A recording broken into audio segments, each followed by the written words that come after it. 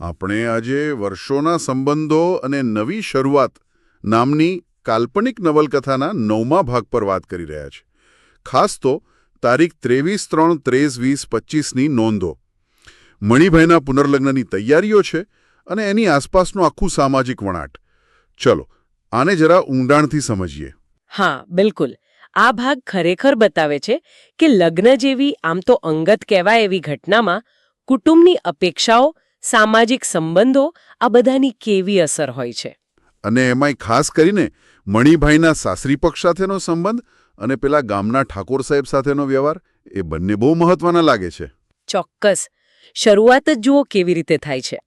મણિભાઈના સાળા મનસુખભાઈ અચાનક આગ્યો લાવી પહોંચે છે. હા, ઉપરથી તો બધું બરાબર લાગે, પણ એમનો આવવાનો હેતુ કંઈક જુદો જ હતો, નહીં? બરાબર. એટલે એ સીધું જ મણિભાઈની સ્વર્ગસ્થ પત્નીના દાગીનાની વાત કરે છે. કહે છે કે હવે તો નવી વહુ શાંતિબેન પહેરશે. અચ્છા, એટલે દાગીના પાછા માંગવા આવ્યા? ના, પાછા માંગવા નહીં, પણ એ બહાને એમણે જોવું હતું કે મણિભાઈ પાસે શું છે, કેટલું છે, એમની આર્થિક સ્થિતિનો તાગ મેળવવો હતો. ઓહ, એટલે પેલું મનમાં વિચારે છે ને, તીર બરાબર નિશાન પર લાગ્યો, એ આ હતું. હા, એ જ. એમને ખબર પડી ગઈ કે મણિભાઈ પાસે સારા એવા દાગીના છે. મણિભાઈની મૂંઝવણ પણ દેખાય છે. એ સમજી જાય છે કે આ શું ચાલી રહ્યું છે. પણ પછી સંબંધો સાચવવા વાત વધે નહીં એટલે હા પાડી દે છે. ક્યારેક આવું કરવું પડે. સાચી વાત. પરિસ્થિતિ સંભાળી લે છે. પણ આ તો થઈ એક બાજુની વાત. બરાબર. હવે બીજી તરફ જોઈએ. મણિભાઈ ગામના ઠાકોર સાહેબ કરણસિંહજી બાપુ પાસે જાય છે એમના પુનર્લગ્નની જાણ કરવા. હા, અને આ પરિવારો વચ્ચે તો પેઢીઓ જૂનો સંબંધ. મણિભાઈનો પરિવાર દરબારગઢના કપડાં સીવતો આવ્યો છે. એટલે અહીં એક અલગ જ સમીકરણ છે. અને ઠાકોર સાહેબનો પ્રતિભાવ કેવો સરસ છે. એકદમ હકારાત્મક, ઉષ્માભર્યો. અને એમાંય પાછું પેલું કન્યાનું ગામ વામોજ એ ઠાકોર સાહેબના મામાનું ગામ નીકળ્યો. એટલે સંબંધો જાણે વધારે ગાઢ બન્યા. હા, આ તો ઓ રસપ્રદ વળાંક કહેવાય. અને પછી ઠાકોર સાહેબ પોતે કહે છે કે ચાલો હું મારી જીપમાં તમને મૂકી જઈશ વામોજ. આ વાત મહત્વની છે. આ ખાલી વાહનની સગવડ નથી. આના બીજા ઘણા અર્થ છે, ખરું ને? ચોક્કસ.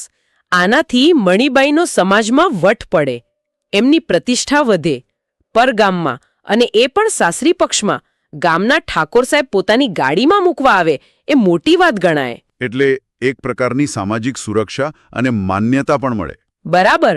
જે કદાચ આજની ઔપચારિક વ્યવસ્થા કરતાં પણ વધુ અસરકારક હોય અમુક સંદર્ભમાં. પણ પછી એક નાનકડી અડચણ આવે છે. મણિભાઈનો નાનો ભાઈ એ સાથે આવવા તૈયાર નથી. પેલો જૂનો ખટરાગ નડે છે. હા, અને અહીં ફરી પાછા ઠાકોર સાહેબની ભૂમિકા જુઓ. એમને ખબર પડે છે એટલે તરત જ નાના ભાઈને બોલાવે છે. અને ખાલી સાથે આવવા માટે સમજાવતા નથી, પણ આ તકનો ઉપયોગ કરીને ભાઈઓ વચ્ચેનો જૂનો મતભેદ ઉકેલવાનો પ્રયત્ન કરે છે. બરાબર. એમનું પેલું વાક્ય, તમે નહીં સાથ આપો તો કોણ આપશે, એ બહુ અસરકારક છે. એ ભાઈ તરીકેની જવાબદારી યાદ અપાવે છે. સાચી વાત છે. આ ખાલી સમજાવટ નથી, પણ એક રીતે સમાજના મોભી તરીકે એમનું વજન વાપરે છે, સારા અર્થમાં. હા, અને પછી બંને ભાઈઓને ભૂતકાળ ભૂલી સમથી રહેવાની શિખામણ આપે છે. આ એમની સામાજિક જવાબદારી બતાવે છે, પારિવારિક એકતા પર ભાર મૂકે છે. અને આનાથી મણિબાઈને કેટલી રાહત થઈ હશે. એમણે ઠાકોર સાહેબનો આભાર પણ માન્યો. લગ્નની તૈયારી સાથે ઘરનું સમાધાન પણ થઈ ગયું. બિલકુલ. એટલે જુઓ, એક જ પ્રસંગમાં કેટલા જુદા જુદા પાસાઓ છે. હા, તો આ આખા ઘટનાક્રમ પરથી આપણે શું કહી શકીએ? એક બાજુ સાસરી પક્ષ તરફથી સંબંધોના નામે થતી આર્થિક ચકાસણી છે, અને બીજી બાજુ ગામના વગદાર વ્યક્તિ તરફથી, ઠાકોર સાહેબ તરફથી નિસ્વાર્થ લાગતો ટેકો મળે છે. અને એટલું જ નહીં, પારિવારિક સમાધાન પણ કરાવે છે. આ ખરેખર વિચારવા જેવું છે કે પુનર્લગ્ન જેવો અંગત પ્રસંગ પણ સમાજના માળખા, પરંપરાઓ અને આવી પ્રભાવશાળી વ્યક્તિઓથી કેટલો બધો પ્રભાવિત થાય છે. હા, અને કેવી રીતે વ્યક્તિની પોતાની જરૂરિયાતો, કુટુંબના સંબંધો અને સમાજની અપેક્ષાઓ વચ્ચે એક સંતુલન શોધવાનો પ્રયાસ થાય છે.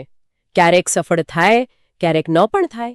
પેલી મનસુખભાઈની માંગણી અને ઠાકોર સાહેબનું સમર્થન, આ બંને વચ્ચેનો જે તફાવત છે એ જ સમાજની ભૂમિકાની જટિલતા બતાવે છે. ક્યારેક એ મદદરૂપ બને, ક્યારેક બોજારૂપ. બરાબર. અને આ આપણને એ વિચારવા પ્રેરે છે કે આપણા પોતાના જીવનમાં પણ અંગત નિર્ણયો અને પ્રસંગોમાં આ સામાજિક પરિબળો કેટલી હદે અને કઈ રીતે ભાગ ભજવતા હોય છે, ભલે આપણને હંમેશા એનો ખ્યાલ ન હોય. વ્યક્તિ અને સમુદાય વચ્ચેનો આ જે સંબંધ છે એ કેટલો સહજ છે અને કેટલો ગણતરીપૂર્વક